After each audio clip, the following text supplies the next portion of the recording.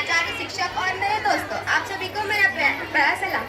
मैं फिरदौस 10वीं कक्षा से बोल रही हूँ। पहले आप सबको मेरी तरफ से बाल दिवस की हार्दिक शुभकामनाएं।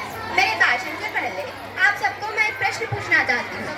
ऐसी क्या चीज़ है जो पैसों से नहीं खरीद सकते और वो वापस नहीं आती?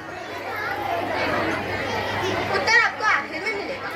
14 नवंबर को हम बाल दिवस मनाते हैं। उस दिन पे पंडित जवाहरलाल नेहरू का जन्म हुआ था। इस दिन बच्चों के प्रति उनके शिक्षा के बारे में जागरूक किया जाता है और उनके अधिकारों के बारे में भी वर्णन किया जाता है। लेकिन क्या आप जानते हैं कि हम 14 नवंबर को ही बाल दिवस क्यों मनाते हैं? शायद नहीं। तो आज हम इस दिन के बारे में जानते हैं। बाल दिवस असल में एक ऐसा दिन है जो कि पूरी तरह बच्चों के लिए होता है।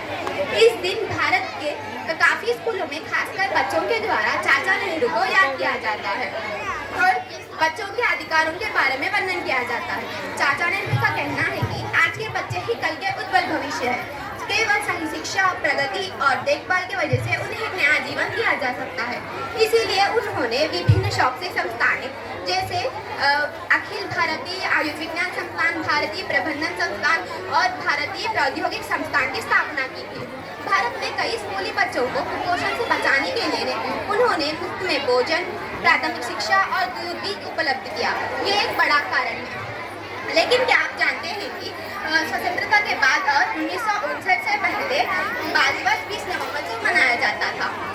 20 नवंबर को बाल दिवस मनाने की संयुक्त राष्ट्र संघ ने घोषणा की।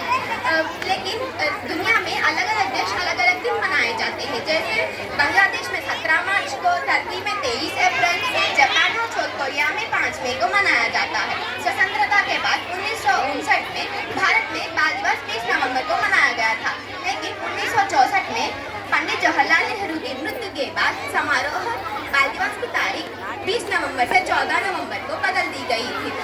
चाचा नेहरू का कहना है कि आज के बच्चे ही कल के भविष्य है। अगर उनको अच्छी शिक्षा नहीं दी जाएगी तो देश का भविष्य भी अंधकार में चला जाता है।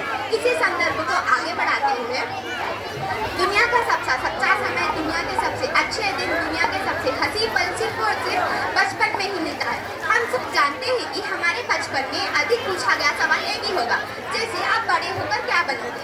हमें पता होगा डॉक्टर, इंजीनियर, अन्य, लेकिन हमें बड़े होकर ही पता चलेगा जैसे हमें ये बनना है। अगर हम ऐसी मिसाल लेंगे तो हमारे पाठशाला में जीव विज्ञान अध्यापकों के अधिकतर पूछा गया सवाल एक ही है, बड़े होकर क्या बनोगे? उन्हें अब आकर जवाब मिला के फिर से बच्चा बनना है। फिर इसीलिए हमें बचपन का हर एक पल खुशी से बिताना चाहिए, क्योंकि वही हमारे कल के यादें बनेगी। जैसे हमने बताया था कि उत्तर आखिर में मिलेगा। बचपन ही एक ऐसी चीज़ है जो पैसों से नहीं खरीद सकते और वो फिर से लौट